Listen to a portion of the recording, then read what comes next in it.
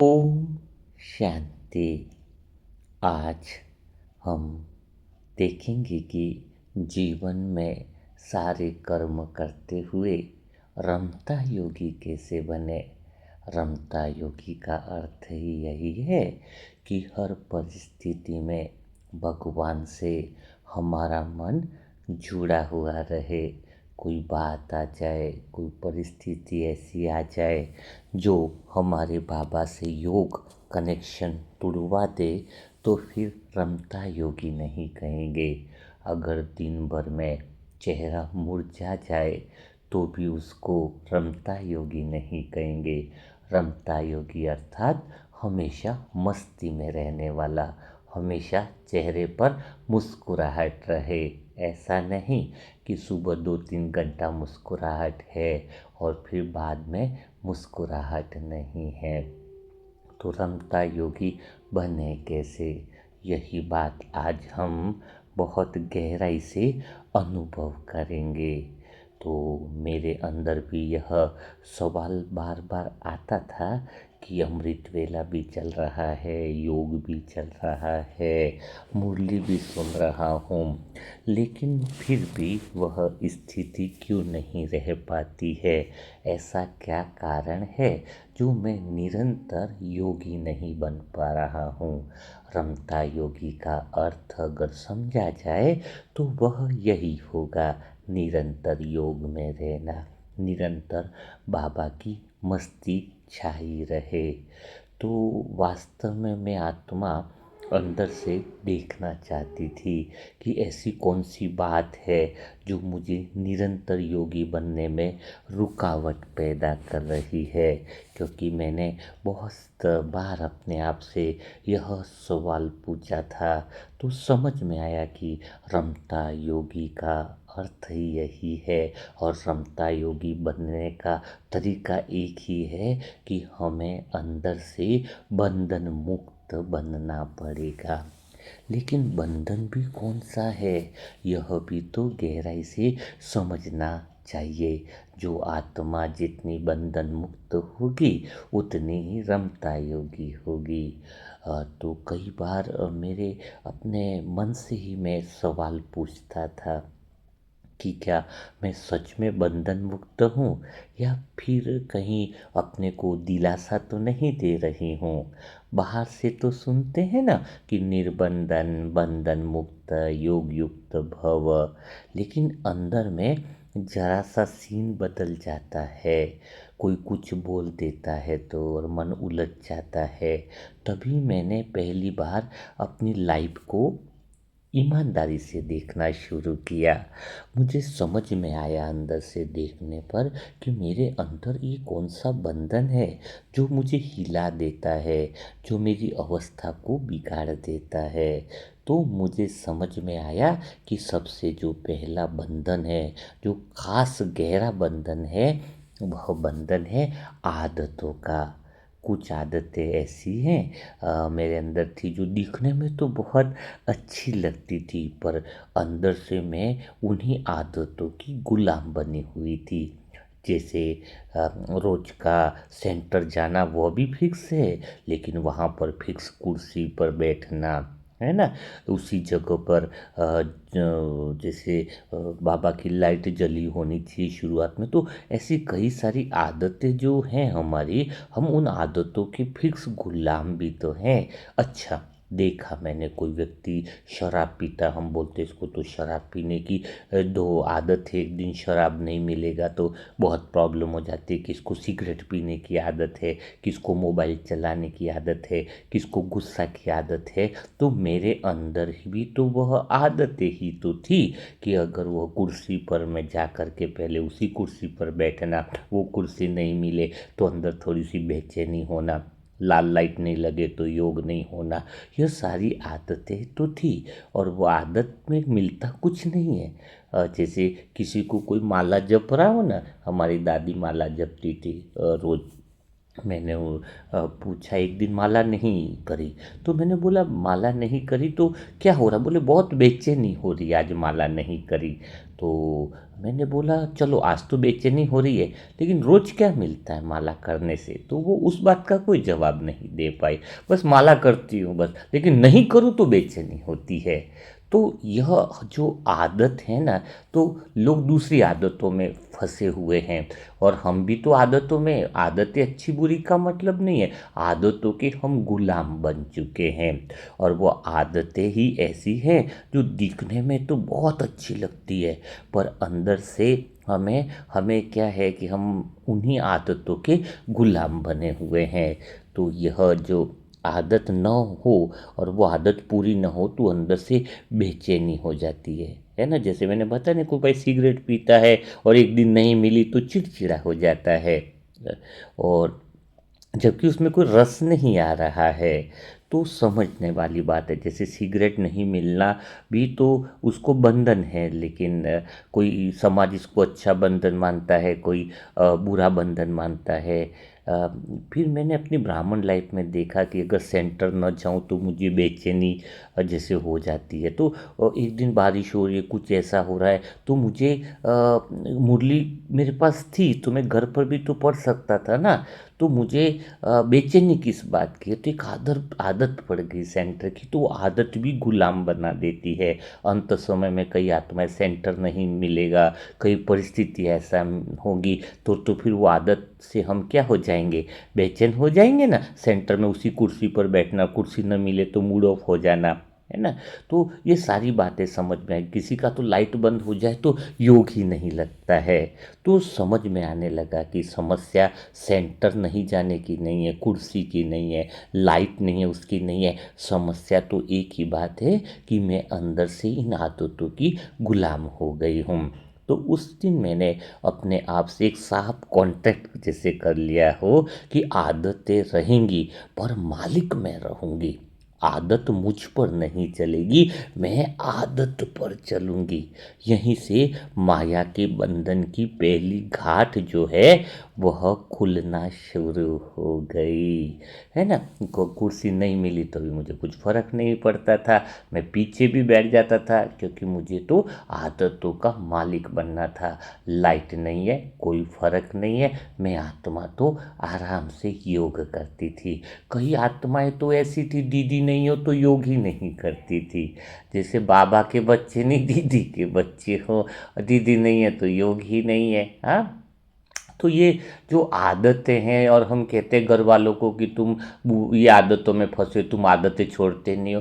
पहले स्वयं को देखो, आदतें अच्छी हो या बुरी, लेकिन बंधन जो है वह हमें कभी भगवान से योग लगाने नहीं देता है।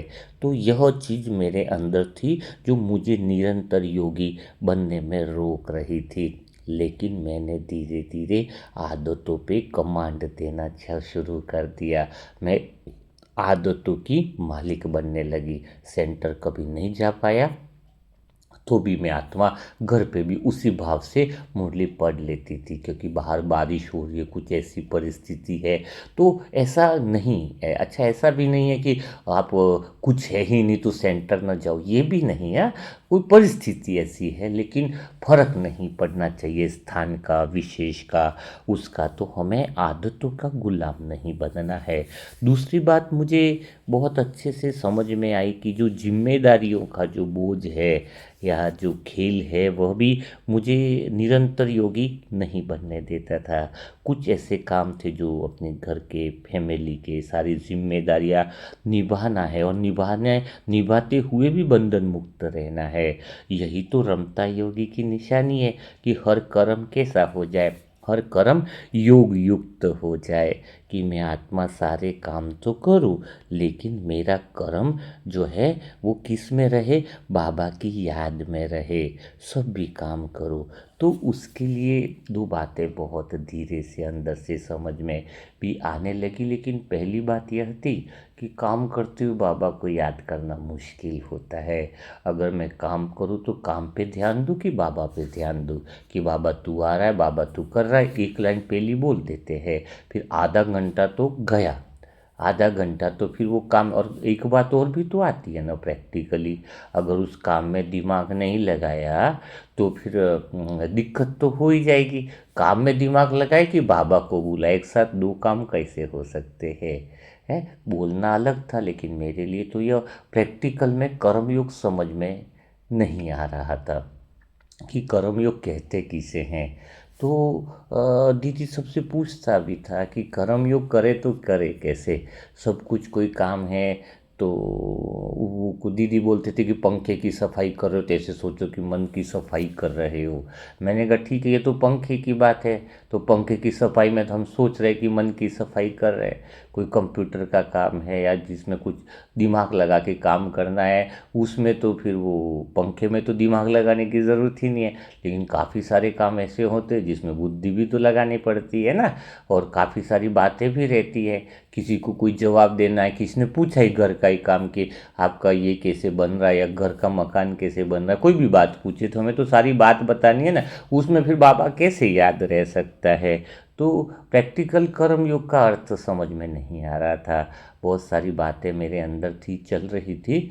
तो समझ में फिर धीरे से आया कि कर्म योग जो है बहुत गहरी अनुभूति बाबा ने मुझे कराई, अव्यक्त वाणी से, मुरलियों से, कई सारी अच्छी बुकें पढ़ने से भी, कि कर्म योग बहुत आसान है, बहुत संभव है। लेकिन हम गलती एक कर देते हैं कि कर्म करते हुए हमें बाबा को नहीं देखना है। ये बहुत गहरी बात है, जो समझ पाएगा उसके लिए जीवन बदल जाता है कि आप कर्म करते हुए बाबा को मत देखो, कर्म करते हुए अपने मन को देखो। जब आप अपने मन को देखोगे कर्म करते हुए, तो समझ लेना आपका योग स्वतः ही बाबा से लग जाएगा। मन को कैसे देखा जाएगा उसको समझो, क्योंकि हम उस समय भगवान को याद नहीं कर सकते हैं, बाबा को याद नहीं कर सकते, लेकिन हम अपने मन को देख सकते हैं। तो जैसे उदाहरण के लिए मैं बताता हूँ कि मुझे कहीं बहुत अच्छे से मैंने घर में सब कुछ सजाया था, घर में अलग से बाबा का रूम बनाया था, खाना भी मैं खुद ही बनाता था, है ना। और एक दिन मुझे शाम को बहुत अर्जेंट भी काम भी था, बहुत अच्छा काम भी था, बाहर जाना था। तो हमारे रिलेशन वाले ही आ गए घर पे, और मम्मी पापा वगैरह नहीं थे, और सब जानते थे मैं तो सारे काम कर ही लेता हूँ। तो वो एक शादी का कार्ड देने के लिए शाम को आए थे। तो और उनको दूसरे शहर भी जाना था, लेकिन शाम का समय तो हो ही गया था। तो अब जैसे ही वो बाहर घंटी बजी और वो आए, तो मैंने दरवाज़ा खोला, तो मैंने सोचा ओम शांति किया। मैंने आदत तो अपनी ओम शांति की थी, और मुझे शाम को बहुत बड़े बाबा का ही प्रोग्राम है, दूसरा प्रोग्राम है, याद नहीं आ रहा, लेकिन मुझे जाना था। तो बाहर का प्रोग्राम बना रखा था मैंने, शेड्यूल बना रखा था एनजीओ का। अब वो जैसे आए तो ओम शांति तो किया, लेकिन अंदर से पहला भाव क्या आया मेरा, यार ये भी इसी समय आने थे क्या, और काश अभी नहीं आते तो मज़ा आ जाता। लेकिन ऊपर से चेहरे पे मेरी मुस्कुराहट है, और अंदर से क्या है कि क्यों आ गए। फिर चलो मैंने कहा जल्दी से इनको निपटा देते हैं, जल्दी से इनसे फ्री हो जाते हैं, और इसके बाद फिर जो है वो मैं आत्मा तो चलती हूँ अपने उस पे, अपनी जो प्लानिंग बना रखी है या अपना जो शेड्यूल मैंने बना रखा है। लेकिन फिर क्या था कि फिर मैंने उनको पानी वगैरह दिया, उन्होंने अपनी बातें करी, और लेकिन मुझे फॉर्मेलिटी के कारण पूछना तो था ही कि अभी इतना लेट हो गए तो आज यहीं पे रुक जाओ। हाँ, मम्मी पापा भी आने वाले 1 घंटे बाद, 1.5 घंटे बाद, और खाना वगैरह भी, कुछ नाश्ता वगैरह भी कर लो, काफ़ी दिन भर से आए। मैंने उनको बोला तो पहले उन्होंने मना कर दिया कि नहीं नहीं नहीं, अभी हम निकल जाते ताकि हम वहाँ पे जल्दी पहुँच जाएंगे। मैं अंदर से ये सोच रहा था कि बहुत अच्छा हुआ कि जा रहे तो बहुत अच्छा है। लेकिन मैंने सोचा थोड़ा फोर्स करके पूछ लेता हूँ, मैंने बोला नहीं नहीं, कुछ तो नाश्ता और सब अच्छे से करके जाओ, और रुक जाओ, आज सुबह जाओगे आराम से तो कोई रिलैक्स, कोई दिक्कत नहीं रहेगी। फिर उन्होंने क्या बोला, चलो ठीक है हम रुक ही जाते हैं। मेरे तो ऐसा लगा कि पूरा पत्थर का पहाड़ मेरे पे टूट गया हो, क्योंकि अंदर से तो मेरा क्या था कि ये अगर चले जाएं तो बहुत अच्छा रहेगा। लेकिन अभी वो तो बैठ गए। अब वो बैठ गए तो हाँ, और फिर तो मैं पानी लाना, कुछ ब्रेक नाश्ता वगैरह का ब्रेकफास्ट था, उसकी थोड़ी सी तैयारियाँ करी। मैंने कहा पूरा प्लान इन्होंने मेरा चौपट कर दिया। मुझे अर्जेंट में जाना था, मम्मी पापा भी हैं नहीं, क्या पता वो लेट तक भी आएंगे नहीं आएंगे। तो वही पूरा सब कुछ चल रहा था। लेकिन फिर मैंने वो उनके लिए कुछ बनाया, सब कुछ भी दिया, सब कुछ किया। तो अभी क्या था इसके अंदर, कर्म योग किसे कहते हैं उस बात को समझना होगा। कर्म योग का एक ही अर्थ है कि जब हमें इस बात का बाबा याद रहे न रहे, उसका कोई बात का फर्क नहीं रहता है। बाबा अगर अशांति के केंद्र पर रहकर तुम बाबा को याद भी करोगे तो कुछ फायदा नहीं है। जब तुम्हारा मन पर यह ध्यान बना रहे कि सोचना बोलना और करना समान हो, है ना। तो मेरा ध्यान, मैंने रात को जब पोता मेल दे रहा था तो चेक किया कि मेरा मन देखो, ऊपर से मैं उन्हें प्यार से बोल रहा था, मन में ऐसी भावना थी कि चले जाएं, सच्चाई सफाई नहीं थी मेरे अंदर। तो मैंने उसमें बाबा को याद नहीं किया, वो इम्पॉर्टेंट नहीं था। अगर मेरा ध्यान अपने मन पर होता तो कर्मों पर स्वतः ही आ जाता। और जब मेरा मन पर ध्यान होगा तो भगवान से टचिंग स्वतः ही मुझे मिलती रहेगी, स्वयं ही भगवान से कनेक्शन बनता रहेगा। तो उस दिन मैंने सत्यता का लेसन सीखा कि मुझे कभी भी किसी से अंदर अलग हूँ बाहर अलग हूँ, झूठी बातें करना, इन सब से मैंने किनारा कर दिया। मानो मैं झूठ के केंद्र से मैं आत्मा हट गई हूँ। मुझे फील हुआ कि अगर मैं उनको सच्चे दिल से यह भी कह देता कि चलो आप आए, बहुत अच्छी बात है, लेकिन आज मुझे बहुत अर्जेंट काम है तो मुझे जाना है, अगर मैं सच भी बोल देता तो भी बहुत अच्छा रहता।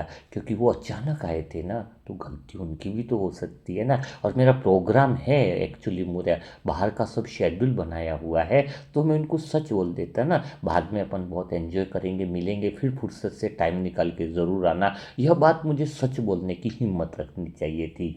तो कर्म योग का अर्थ क्या है, कभी सेंटर में भी फिर मेरा चला। कई बार दीदी बोल देती है सेवा करो, तो कई बार मन नहीं होता कि हाँ हाँ बोल देता। ना कहना सीखना चाहिए। जिसको अंदर आपका मन नहीं और बाहर से इज्जत बचाने के लिए, इमेज बचाने के लिए हाँ हाँ बोल रहे। कई जगह होता है ना, इमेज बचाने के लिए बहुत सारी चीज़ें हो जाती है। एक बार तो दीदी ने वो ऊपर की तरफ सफाई का मुझे बोल दिया, नया था। अब मैं सफाई तो करूँ, अब लगे कब ख़त्म हो, ऊपर से गिरने का डर और लग रहा था। तो तब से मैंने सीखा, मैं बोल देता को ये काम मुझसे नहीं होगा, मेरा मन नहीं हो, जिस सेवा में मन न लगे सीधा बोल देने का अच्छा रहता है। क्योंकि सेवा से ज़्यादा मन की स्थिति है। कई बार दीदी बोलती थी इसमें तुम्हारा भाग्य बनेगा। मैंने कहा आज आप ही लोग अपना भाग्य बना दो, आज मेरा भाग्य है ना दूसरी तरीके से मैं बना लूँगा, है ना। तो ना कहना सीखना चाहिए। जिसको ना कहना नहीं आता है वो कभी योगी नहीं बन सकता है। घर परिवार में भी क्या होता है, ना कहना नहीं आता है और अंदर से आपकी इच्छा नहीं होती है काम करने की। वो परिवार में भी कई सारी ऐसी बातें और ऊपर से ज़बरदस्ती कर रहे हो। नहीं नहीं, आप अपने मन को देखो, कर्मों को देखो, सत्यता को देखो, स्वच्छता को देखो, सच्चाई और सफाई की बातों को देखो। जितना हम ना कहना सीखते हैं उतना जीवन बदलता है। तो बाबा को याद रखना, कर्म योग करने का अर्थ वही समझ में आया कि मैं अपने मन में जो भी दिन भर में कर्म करूँ सत्यता के साथ करूँ, सच्चाई के साथ करूँ, सफाई के साथ करूँ। सामने वाले को भी फीलिंग आने लग गई थी, मेरे आसपास वाली सभी आत्माओं को, दीदियों को भी फीलिंग आ गई थी। ये भले कड़वा भी बोल देगा, मुँह से कर नहीं काम करना है तो ये सच बोलेगा। जो भी बात है, मतलब सच का अर्थ क्या है कि मैं कोई भी बात हो और कोई तो घर में तो मेरा मन मतलब खुश रहने लग गया। सबसे बड़ी बात है कि मैं अंदर जो हूँ वहाँ, तभी तो ये मेरी जीवन में पुरुषार्थ का बहुत अच्छा चांसेस बना। क्योंकि जो बात समझ में नहीं आती थी तो मैं उसको क्लियर बोलता था कि मुझे समझ में नहीं आई है ये बात, मैं कैसे करूँ उसको। ऐसा तो कई लोग अपने आप में अहंकार के कारण हंसते भी थे मुझ पे कि ये इतनी सी बात समझ में नहीं आई। वास्तव में समझ में तो उनको भी नहीं आई होती है। ये बातें तो मुझे बाद में समझ में आई कि उनको भी आई नहीं है, लेकिन शर्म के मारे ये लोग बोल नहीं पा रहे हैं। तो कर्मयोगी का अर्थ ही एक ही बात आती है कि हमें क्या करना है कि यह देखना है। कर्म में से कर्मयोगी का अर्थ है कि अपने मन को और कर्मों को देखना है। अगर आप कर्मों को नहीं देखोगे तो खुद फुटबॉल बन जाओगे। कई लोग कहते हैं मेरे बहुत सारी जिम्मेदारियाँ, काम, ऑफिस, ये, तो उसको लोगों ने फुटबॉल बना रखा है। उसका फुटबॉल यानी सभी लोग लात मार रहे हैं। और जब हम खेल में फुटबॉल नहीं बने और खिलाड़ी बने तो मज़ा आ जाएगा। हमें खिलाड़ी बन करके रहना है। हम खेल में परिस्थितियों में फंस रहे, ये फंस रहे, तो हम खुद ही गेंद बन जाएंगे। तो खेलेंगे कैसे? ये संसार में तो हम खेलने के लिए आए। तो समझ में मैं दुनिया का मज़ा लेने लगा, हर चीज़ का आनंद लेने लगा, क्योंकि मैंने परिस्थितियों को, जिम्मेदारियों में खुद को फुटबॉल नहीं समझा, खुद को गेंद नहीं समझा है। मैं तो खेलने वाला खिलाड़ी हूँ। तो जब यह बात अंदर से रहती है ना, क्योंकि आप जिम्मेदारियों से भागोगे ना संसार के, तो तुम्हारा कुछ मज़ा नहीं आएगा, तुम जिंदगी में जी नहीं पाओगे। कई बार लोगों का मन रहता है कि मैं तो संसार के अंदर एक गुफा में बैठ जाऊँ तो बंधन मुक्त बन गया। और कई बार कई सारी आत्माओं को लगता है कि मैं तो अंदर ही बैठूं और जिम्मेदारियों में कोई निभाऊं नहीं और योगी करता हूँ। ये सारी बातें गलत है। एक अगर जहाज है, समुंदर के किनारे खड़ा है और वो उतर ही नहीं रहा है समुंदर में, डूब जाऊंगा उसका डर है, तो उस जहाज जीवन भर तक खड़ा है, लेकिन उसकी वैल्यू तो नहीं है ना। तो जहाज तो बना ही है समुंदर में उतरने के लिए। तो हमें परिस्थितियों से भागना नहीं है, दूर भी नहीं जाना है कि गुफा में बैठ जाइए करें। हमें तो उस परिस्थितियों को खेल समझने का अर्थ है कि खुद को गेंद मत समझो। 8 घंटा काम कर रहे हो तो बहुत अच्छी बात है ना ऑफिस की, लेकिन 8 घंटा काम करने के बाद बाकी के 16 घंटे भी उसी की टेंशन ले रहे हो, वो बंधन है ना। 8 घंटा काम है तो ठीक है ना, काम कर लिया आपने। भगवान ने तो 24 घंटे दिए, 8 घंटा काम करो, 8 घंटा सो और 8 घंटा मेरी याद में रहो। क्यों 24 घंटे का डिवाइडेशन क्या है?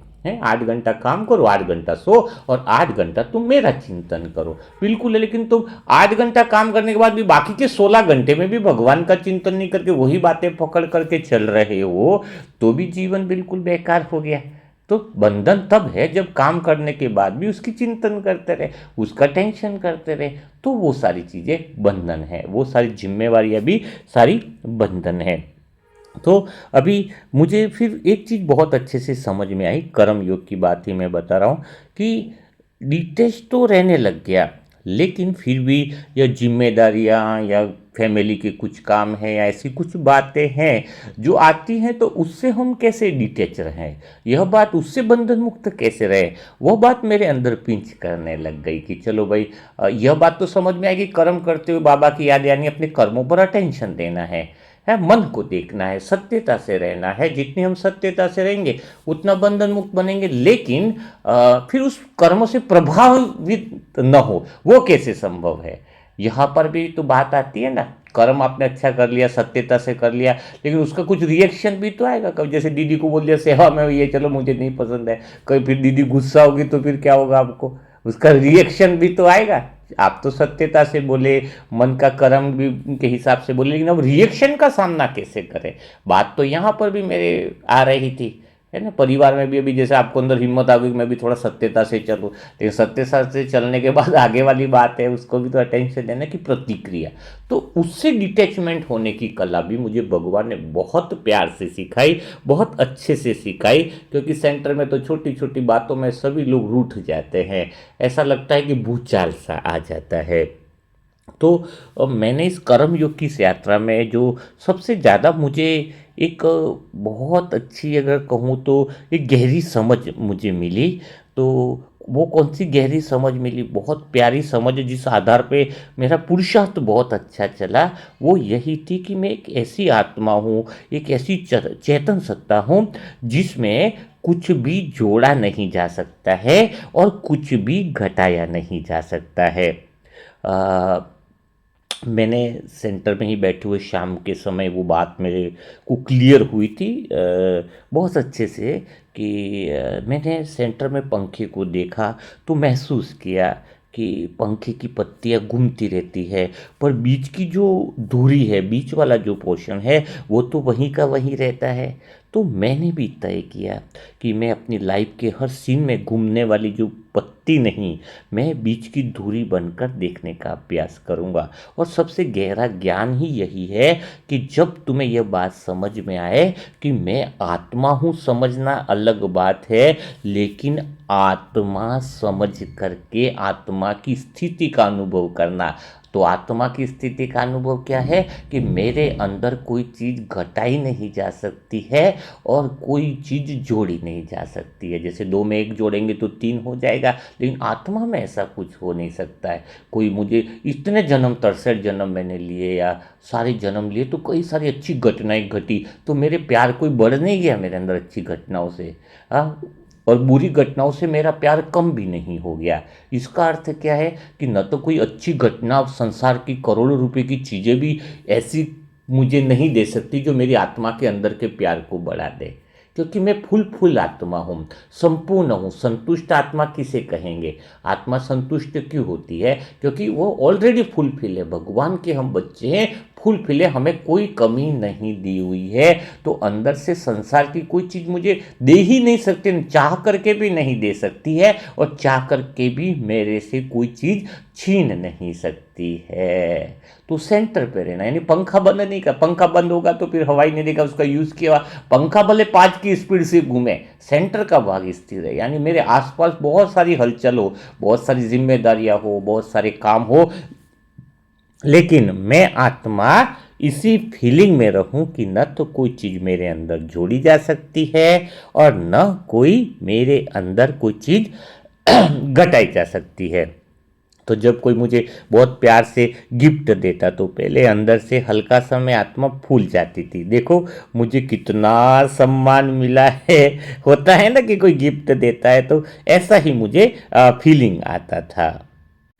पर मैं अब आत्मा स्वयं को याद दिलाती हूँ कि उसने गिफ्ट तो दिया, लेकिन ये सामने वाली आत्मा का प्यार है। पर इससे मैं आत्मा न तो बढ़ती हूँ न घटती हूँ।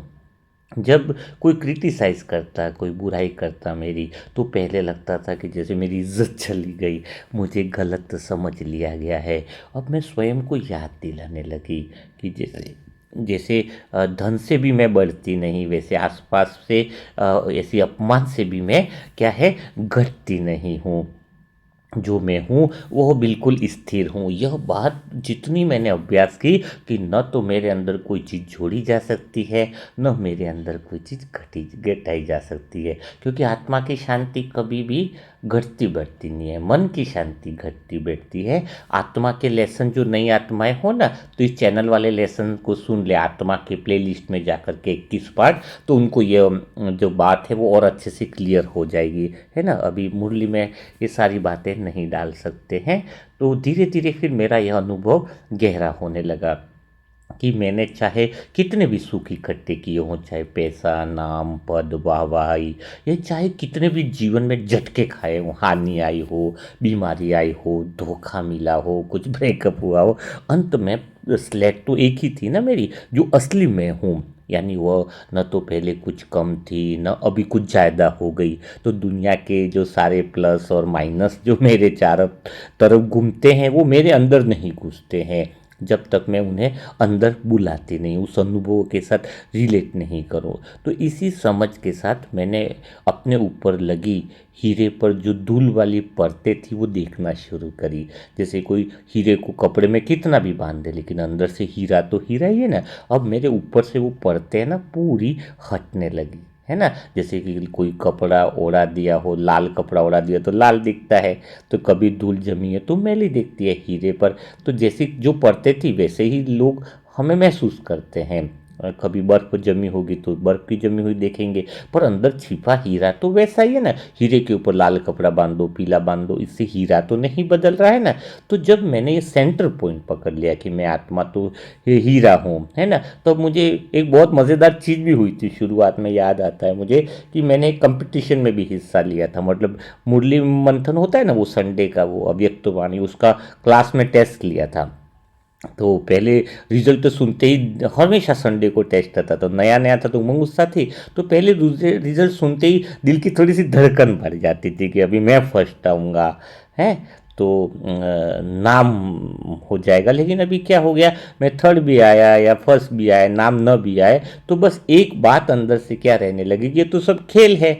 मैं तो पहले भी फुल थी, अभी भी फुल हूँ, चाहे नंबर फर्स्ट क्लास आए चाहे नंबर थर्ड क्लास आए। मैं आत्मा तो न घटती हूँ न बढ़ती हूँ, मैं आत्मा तो इस खेल के बंधनों से ऊपर खड़ी दर्शक वाली स्थिति में हूँ। तो यह मेरे लिए बहुत मतलब ये कह सकते हैं कि बहुत अच्छा मेरे अंदर वो परिवर्तन आने लगा। तो यह परिवर्तन से क्या हुआ कि मेरे सेंटर में रहने से कि अब संसार में मैं आत्मा थी तो सही, सारे काम भी कर रही थी, है ना। तो मतलब एक कंफ्यूजन पहले शुरुआत में मेरे अंदर बहुत ज़्यादा चलता था कि अगर मैं सच में ईश्वरीय मार्गों पर हूँ तो क्या मुझे मूवी में नहीं जाना चाहिए या नहीं, मॉल में ट्रैवलिंग आउटिंग सब छोड़ देना चाहिए। शुरुआत में जैसे ज्ञान आया तो ये नशा चढ़ा, दुनिया से कटने लगा था। मतलब कहीं मॉल में नहीं जा रहे, कहीं बाहर आउटिंग घूमने के लिए नहीं जा रहा था, ट्रैवल भी नहीं कर रहा था।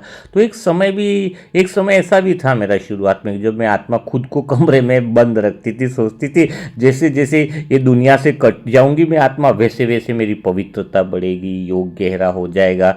लेकिन धीरे धीरे अंदर से महसूस हुआ, शरीर तो कमरे में था पर मन तो 10 गुना ज़्यादा संसार में घूम रहा था। तो ऊपर से एक इनविजिबल प्राइड, मतलब मैं तो सबसे अलग हूँ, बहुत योगी हूँ, एक अंदर से वो सारी चीज़ थी। पर ज़िंदगी ने मुझे प्रैक्टिकली सिखाया कि मैं दोस्त के साथ, चाहे मैं ये सेंटर में रहने वाली बात ने मुझे सिखाया कि अगर मैं दोस्तों के साथ फिल्म भी देखने जा रहा हूँ तो पूरी सजगता के साथ, कि अंदर से अपनी कंडीशन को मैं ऑब्जर्व कर रहा हूँ कि सीन चल रहा है, संगीत चल रहा है, लोग रिएक्ट भी कर रहे हैं, पर मुझे ये सब अंदर आने देना नहीं है। मैं आत्मा तो अंदर आने देना या नहीं आने देना ये तो मेरी चॉइस है ना।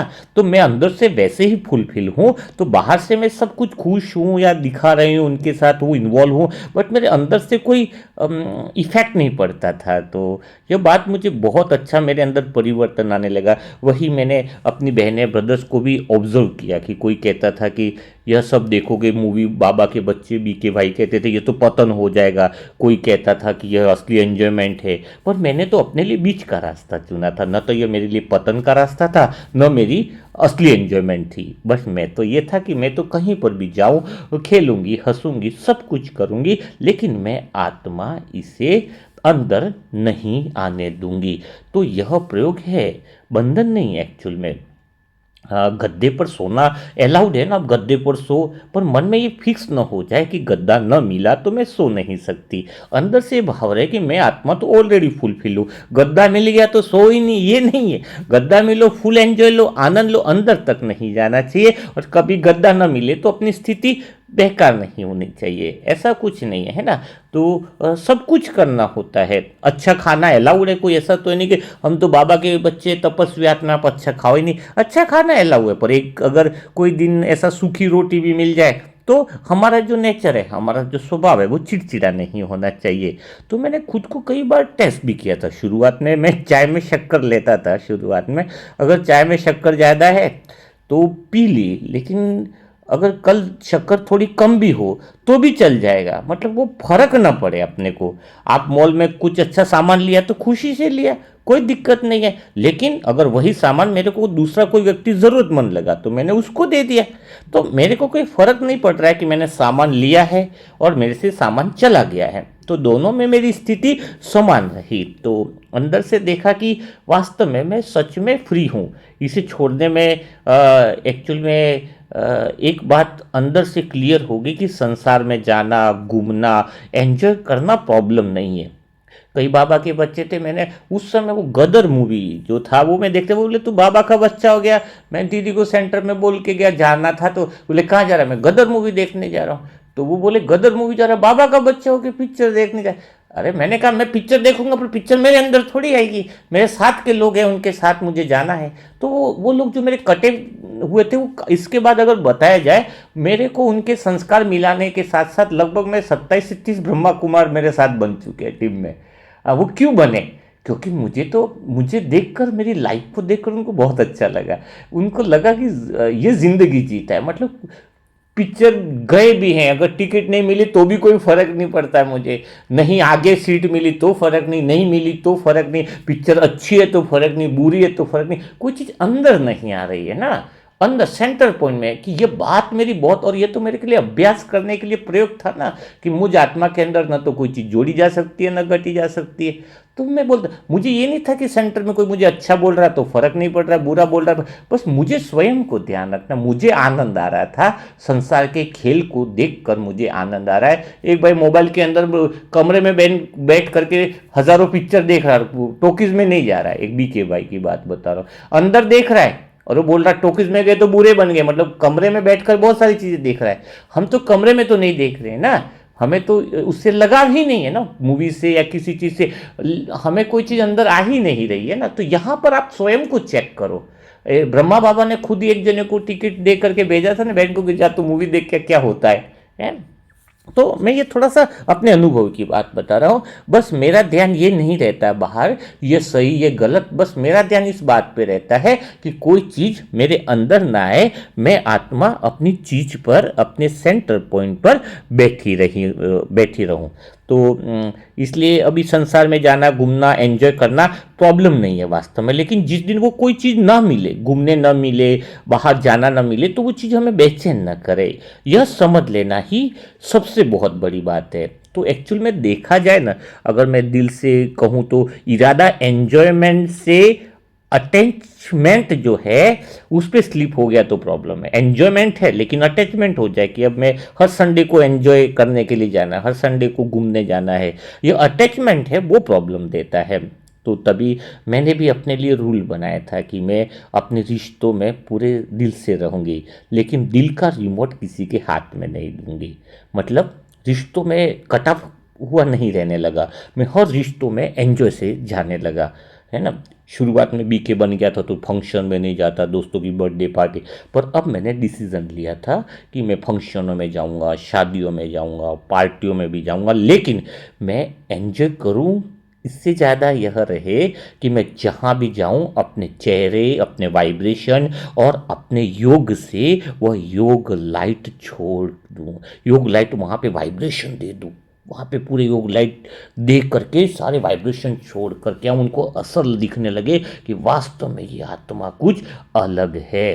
तो ये सब सीखते सीखते वो एक और नया मुझे मज़ा आने लगा कि खेल ये बहुत अच्छा दुनिया का चल रहा है, तो उसमें डूब कर खेलो पर भीतर से डिटैच रहो। यानी हर चीज़ में ऐसा लगना चाहिए कि हम खेल परफेक्ट खेलें, लेकिन पूरा खेल खेलने के बाद भी हम उससे डिटैच रहे। क्रिकेट खेल रहे तो एंजॉय लें, हम क्रिकेट के खेल का आनंद लें, परिणाम का असर मेरे पर नहीं आना चाहिए।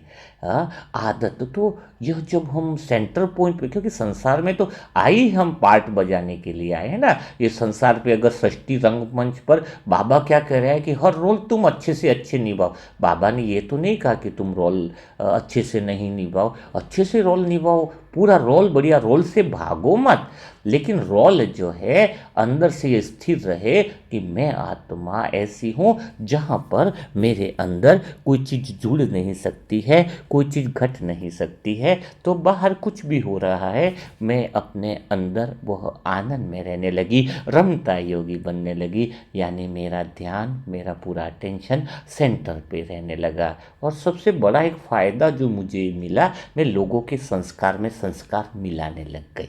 लोग कभी ये नहीं कहते मुझे, मेरा बीके भाई का अलग नियम चलता था कि ये बीके भाई पार्टी में बुलाए तो भी आने वाला है और सबसे पहले पहुंचने वाला है। अरे सेवा का माध्यम है ऐसा। देखो, एक तो होता है कि अगर चलो अभी आपको बोल दिया जाए कि आप बोल रहे हो किसी शादी में नहीं जा रहे हो, अब आपको अगर स्वयं भगवान कह दे कि जाओ तुम्हें जाना है, तो क्या आप जाओगे या नहीं जाओगे? जाओगे ना। तो कहने का अर्थ है कि ऐसा समझ के जाओ कि बाबा ने मुझे भेजा है सेवा के लिए, वहाँ शादी में जा रहा हूँ या पार्टी में, तो मैं इसलिए जा रहा हूँ क्योंकि मैं आत्मा तो निमित्त बन के जा रही हूँ, वो चेहरा, वो खुशी, वो आनंद और वो वाइब्रेशन की सेवा के लिए जा रही हूँ। वहाँ पर लोग देख करके भी देखें ये रहते हुए भी कितना डिटेच रहता है अंदर से। उसको कोई चीज़ नहीं भी मिले तो कोई फ़र्क नहीं है, कोई चीज़ मिले तो फ़र्क नहीं है, ये सदा खुश है। उसको हम साथ में रखे तो खुश, न रखे तो खुश। तो जब हमारी ये स्थिति दिखने लगे तब हम बंधन मुक्त कहेंगे। कई आत्माएँ जो है ना, सबसे बड़ी गलती यहाँ पर ही मैंने महसूस करी है कि शुरुआत में मेरी आत्मा भी बीके बन गई थी। तो शुरुआत में 4-6 महीना बड़ा नशा, अरे भाई कौन है? मैं तो आत्मा हूँ, अंदर से मैंने पक्का कर लिया। लेकिन मेरे जीवन में तो कुछ बदलाव था नहीं शुरुआत के 4-6 महीने में। वही उठना, वही थोड़ी-सी टेंशन लेना, थोड़ी-थोड़ी बातों में मूड ऑफ तो हो जाना, दीदियों ने कुछ कह दिया है तो मेरे को बुरा लग जाना। तो स्वयं को आत्मा समझ लिया, अंदर से आपने बहुत कुछ समझ लिया कि मैं आत्मा हूँ, ये हूँ। लेकिन आपके जीवन में वही चीज़ें चल रही हैं, कुछ बदलाव नहीं है। तो आप एक झूठा, आप कौन से हो?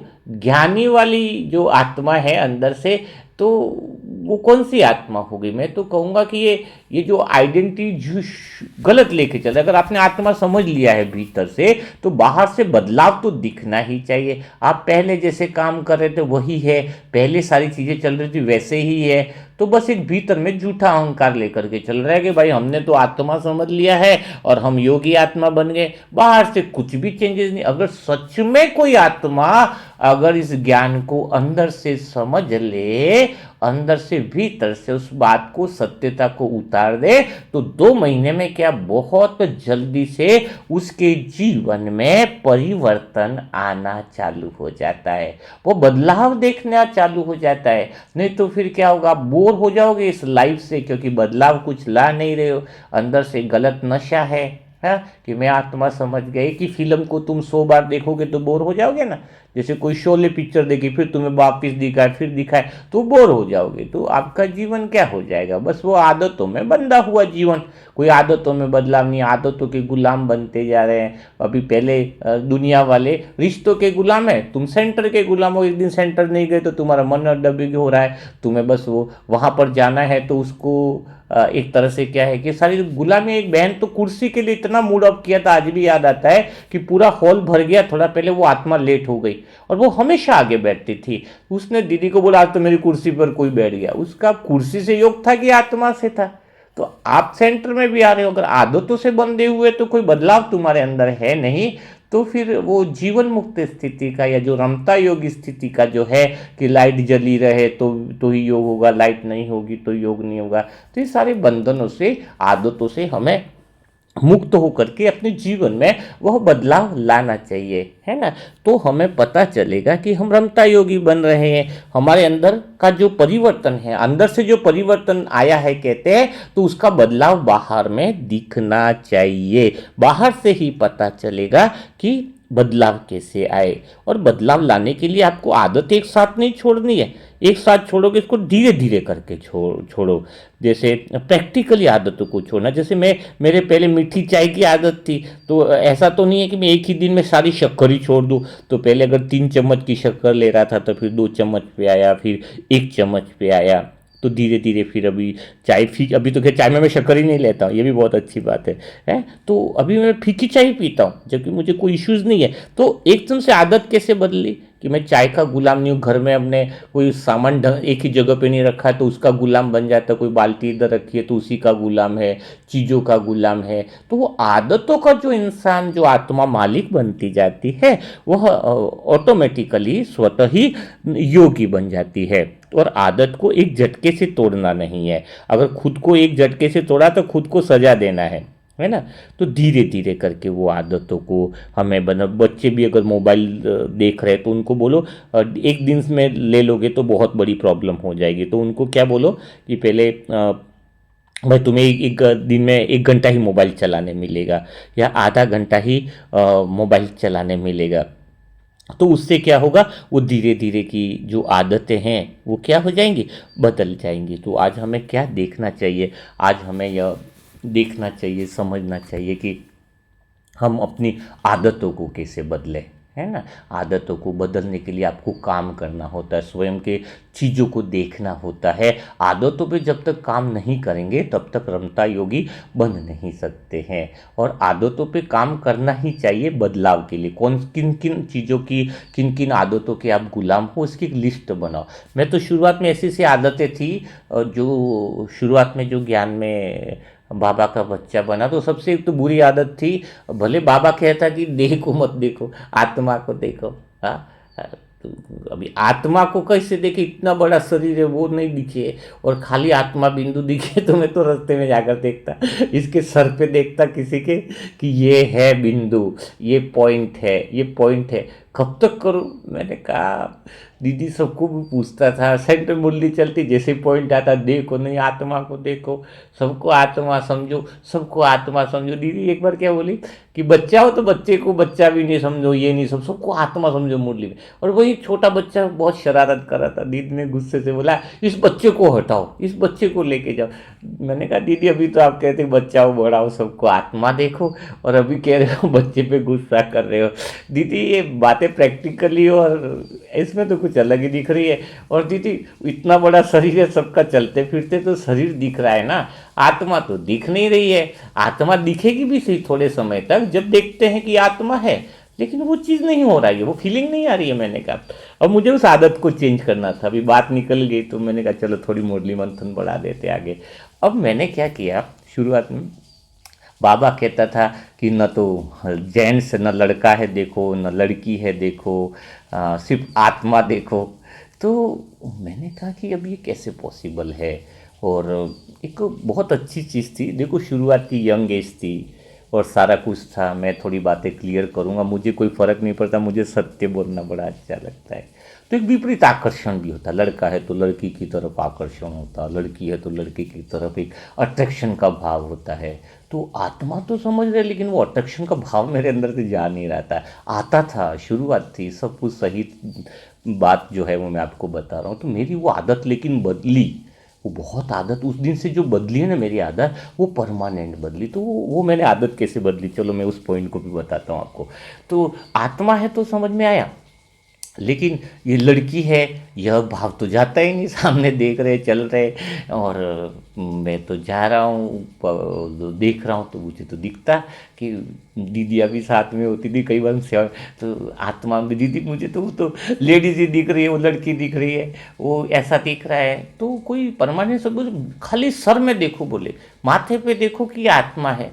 मैंने कहा कब तक ऐसे आत्मा, और घूर के देखेंगे तो कोई बहन चप्पल भी मारेगी कि इतना घूर के क्या देख रहा है, कि आत्मा कैसे देखना है। तो लेकिन एक बहुत अच्छी चीज़ समझ में आई, मैंने उसको ठान लिया कि उसको मुझे आत्मा देखना ही है, न किसको लड़का देखना है, न किसी को लड़की देखनी है, न लड़की न लड़का, तभी तो स्त्रियों से आकर्षण खत्म होगा। मेरे अंदर यही भाव आया, जब तक मैं उसको समझूंगा कि लड़की है या ऐसा है, तो विपरीत एक आकर्षण पैदा होता है। तो वो फिर वो विचार भी आते हैं, सारी चीज़ें, संकल्प भी चलते, ऊपर से बोलो ज्ञानी योगी और अंदर से वो विचार ऐसे आते, तो बहुत अंदर से फीलिंग आती कि ऐसे गंदे विचार कैसे आ सकते हैं। तो मुझ आत्मा के लिए वो अभ्यास बहुत प्रैक्टिकल हो गया। तो मुझ आत्मा ने क्या किया, हम एक गलती करते हैं जो मुझे बहुत लगभग साल भर ज्ञान के बाद बहुत अच्छे से समझ में आई, और मैंने वो चीज़ को निकाला, मैंने अपने लिए तोड़ निकाला, और मुझे बहुत अच्छा लगा कि जब मैं किसी बहन को देखता था तो कैसे देखता है, हम क्या करते हैं, एक ही चीज़ देखते हैं, ये आत्मा है, शांत स्वरूप है, पवित्र स्वरूप है, ये आत्मा बहुत अच्छी है, ये है वो है। तो खाली एक चीज़ देखने से कभी आत्मिक दृष्टि नहीं बनती है। मैं अपना अनुभव बता रहा हूँ जिससे मेरे जीवन में बहुत बड़ा परिवर्तन आया। तो आत्मा समझने का मतलब एक ही आया कि मैं क्या करता था, जैसे शुरुआत में जब भी ऐसे बहने थे ये थे, तो देखने में बहुत बड़ी प्रैक्टिस शुरू करी कि आत्मा तो है पॉइंट स्वरूप, लेकिन इसका जो शरीर है ना, शरीर कैसा है, चाहे वो शरीर कितनी सुंदर हो, कितने गोरे हो, चाहे कितना भी कुछ हो, हाँ, लेकिन क्या भावना आती थी, एक चीज़, दोनों चीज़ों को देखनी थी, क्योंकि बाबा भी दोनों चीज़ों को देख करके मुर्दे चलाता है, खाली आत्मा को नहीं देखता बाबा। बाबा कितना कहता है तुम्हारा शरीर कितना पतित हो गया है, तुम्हारा ये अंतिम कितना विकारी शरीर, जिसमें शरीर में कितना विकार भरा पड़ा है। तो मैं आत्मा एक ही चीज़ देखती हूँ कि आत्मा कितनी सुंदर है, ये आत्मा बहुत प्यारी है, लेकिन इसका शरीर जो है कितना पतित हो चुका है, कितना विकारी हो चुका है, और हो ही चुका है ना। कलयुग के अंत तक हर शरीर में कितना विकारीपन है, इतना गंदे शरीर हो गए सबके, अपने से लगा के सभी को, क्योंकि इस 63 जन्म में विकार में जाते जाते ये शरीर इतना गंदा हो गया है। तो दोनों चीज़ों को कंपैरिजन, दोनों चीज़ें साथ में देखता था, ये आत्मा बहुत सुंदर है, बहुत प्यारी है, मेरे बाबा की लाडले बच्ची है, लेकिन शरीर कितना गंदा है, कितना पतित हो गया है, कितना विकारी हो गया है, कितना गंदा हो गया है। तो ये दोनों बातें देखने से शरीर से घिन आने लगी, इतनी घिन आने लगी कि चाहे कोई हीरोइन भी हो ना तो कैसा लगता था कि शरीर घिन न क्यों आने लगी, क्योंकि हर एक आत्मा का शरीर कहाँ जा रहा है। जैसे कुत्ता है ना, उसको रोटी मिले तो वो मालिक चाहे बुरे कर्म कर रहा है कि अच्छा कर्म कर रहा है, लेकिन कुत्ता वफादारी किधर निभाता है, जहाँ उसको रोटी मिलती है। तो वैसे ही आजकल के शरीर को जहाँ कुछ मिल रहा है, चाहे वो अच्छे कर्म वाला हो कि बुरे कर्म वाले हो, वो वहीं पर जा कर के बैठ रहा है। तो कितना शरीर की आदत गंदी हो गई है ना। तो इस देहभान की आदतें कितनी गंदी हो गई है। तो उसी को तो छुटकारा पाना होता है। और वास्तव में कोई देह से जुड़ा हुआ, स्वार्थ के कारण ही तो जुड़ा हुआ, देह से अपेक्षा है। देह को भूलने का अर्थ क्या है? देह को नहीं भूला जा सकता। देह से संबंधित जो विषय है उसको तुम भूलो, देह को भूल जाओगे। देह से संबंधित विषय कौन से हैं? देह से संबंधित विषय है, उससे कोई न कोई स्वार्थ जुड़ा हुआ रहता है देह से संबंधित। जैसे कोई कहता है मेरा बच्चा बड़ा दुखी है, मेरा बच्चा बड़ा दुख देता है मेरे को, दुख देता है, तो तुम दुख को छोड़ते क्यों नहीं? बच्चा कमा के दे रहा है, कैसे छोड़ें?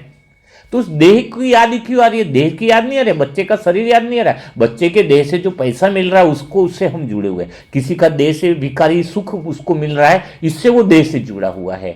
किसी को देह से, किसी की देह से एक सम्मान मिल रहा है, उससे वो जुड़ा हुआ है। तो देह से किसी न किसी का कोई विषय, कोई इच्छा, कोई अपेक्षा जुड़ी हुई है, इसीलिए देह भान आता है। देह कोई बुरी नहीं है।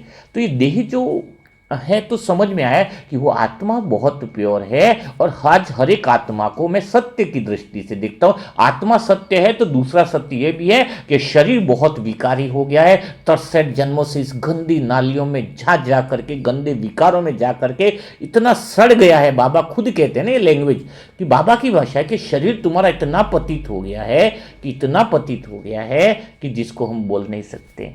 तो जब हम इस दोनों कंपैरिजन को साथ में देखें, खाली हम देखेंगे आत्मा बहुत अच्छी है, सुंदर है, तो आत्मा छोटी सी बिंदी में शरीर में कुछ इतना इफेक्ट नहीं कर पाएगी। लेकिन पता चला कि सड़े गले शरीर है, उसके ऊपर आत्मा सुंदर बैठी है, तो फिर वो दृष्टि हमारी बहुत सुंदर बन जाती है। और देह तभी भूल सकते हैं जब देह के विषय हमें भूल जाते हैं।